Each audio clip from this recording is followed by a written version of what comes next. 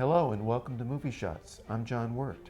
And I'm Shruti Chowdhary, and today we'll be diving into the animated feature film, Angry Birds. Ow!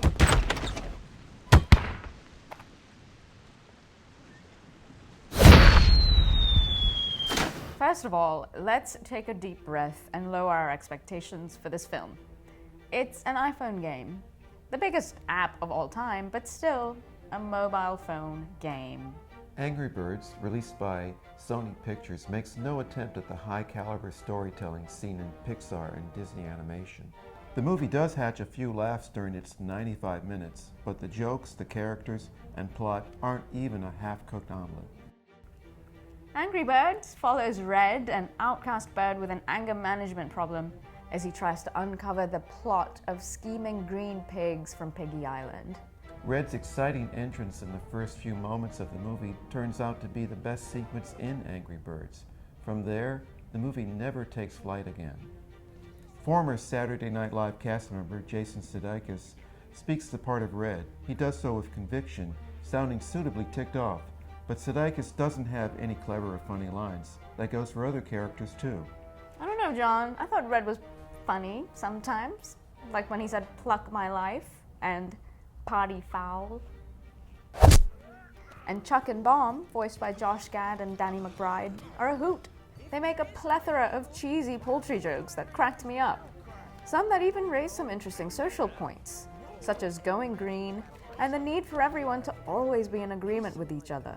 People who always agree make me ill. Angry Birds also has some off-color humor, such as the birds getting busy to repopulate the island.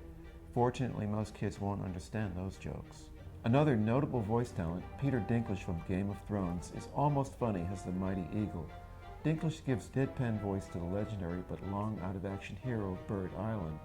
It's so obvious, so Wizard of Oz-like, that Red and his new friends will seek the mighty eagle's help.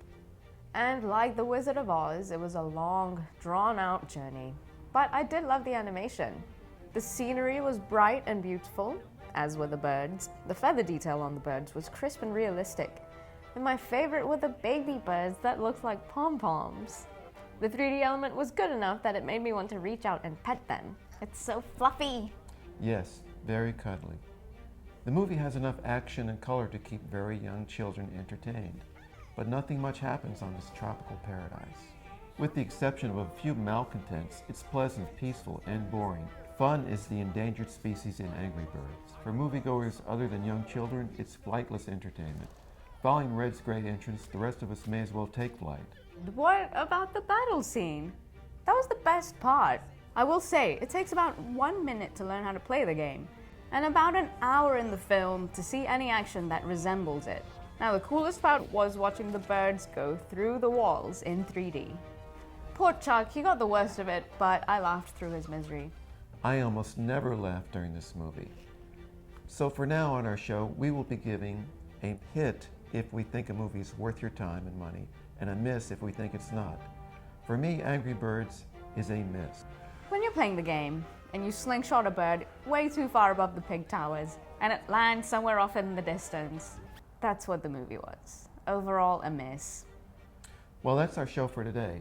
Next week, Movie Shots will review Alice Through the Looking Glass. Until then, I'm John Wirt. And I'm Shruti Chowdhary. And you've just had another Movie Shots. Cheers.